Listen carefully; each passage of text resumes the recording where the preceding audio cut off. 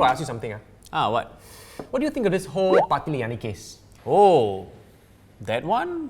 First, must recap.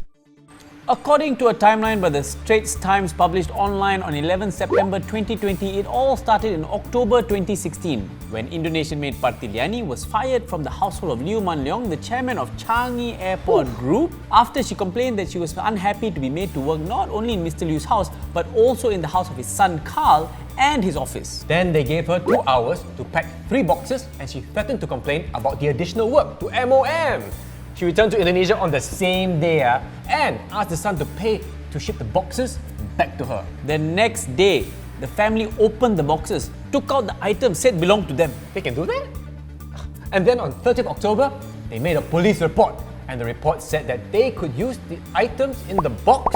Then in December, Parti Liyani, blur, come back to Singapore looking for work, kena arrest at Changi Airport. The police took a crime scene photographer to go to the house to take pictures of the evidence. But, this was 5 weeks after the report, correct? 5 weeks, bro. So then, in August 2017, Parti Liyani faced charges. In October, she reported to MOM about the illegal additional work she was made to do. In April 2018, she claimed trial. In May 2018, MOM issued cautions and advisory to Mr. Liu and her son Carl. And finally, in March 2019, she was found guilty of theft and sentenced to jail for 2 years, 2 months, bro. But then,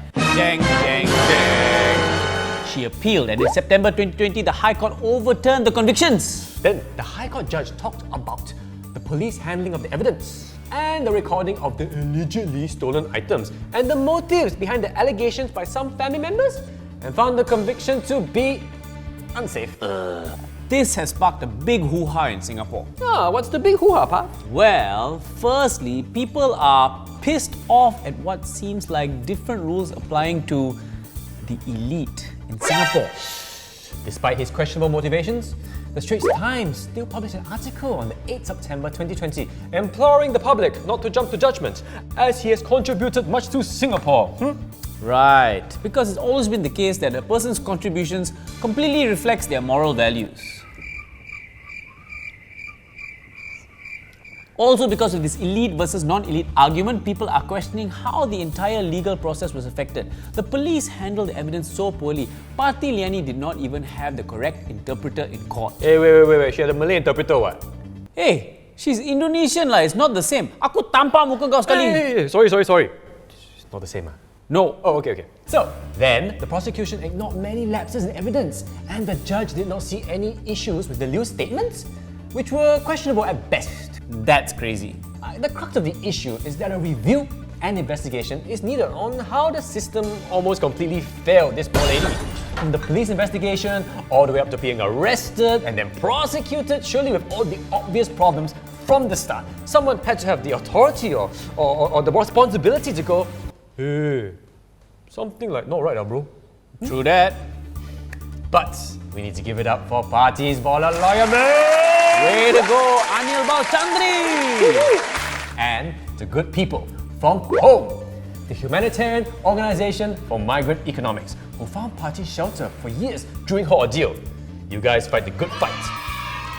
Find out more info about them below! But, you know what, bro?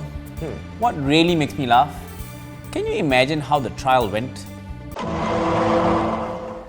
So, officer, after the employers made the report and told you that the items that they found were stolen, did you take the items into evidence?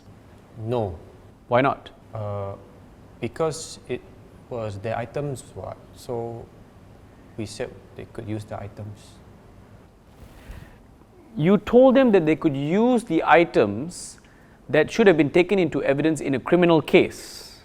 Yes, but I mean, it's their items, what? So like, after they use, I just say, go back, So, did you ever see the items?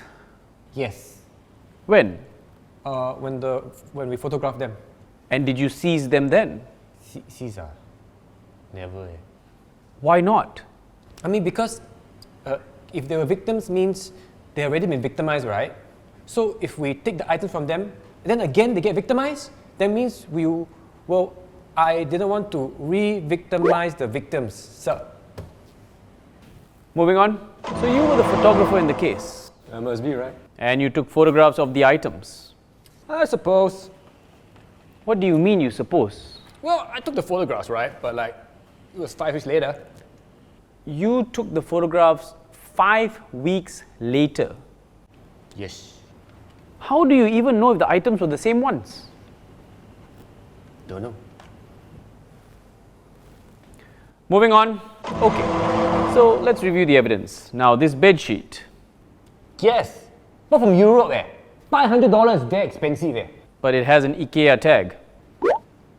Or maybe I'm mistaken. All right, and here we have some kitchen utensils. Yes, all mine. I used them for 10 years already. Back when I was in UK, daily cooking, all very expensive. They're mine. All right, but this one is still in the packaging, and this one wasn't even manufactured 10 years ago, so clearly you couldn't have used them. Maybe I'm mistaken. Okay, so now the next thing, these clothes. Mine, all mine. But they are women's clothes. This one is a black dress. Maybe I like a cross dress? Really? Would you care to try it on? Maybe I'm mistaken. Daddy! Okay, bro, so what's happening now? Oof, man. Party is suing the prosecution, bro! Sister is flexing! Oh, but she had to postpone it because she had to reevaluate her circumstances. Which is fair. I mean, she spent a lot of time on this. She has a life to lead. But as of now, it's back on, bro! You know what that means. Bonus skit! So you were the prosecutor in the case. Yes. And you knew the DVD player did not work. No, that's debatable. But you presented it as evidence that it did work. Look, I would like to leave this question for my lawyers to answer. Thank you. Well, I hope they're better lawyers than you were. Burn cell.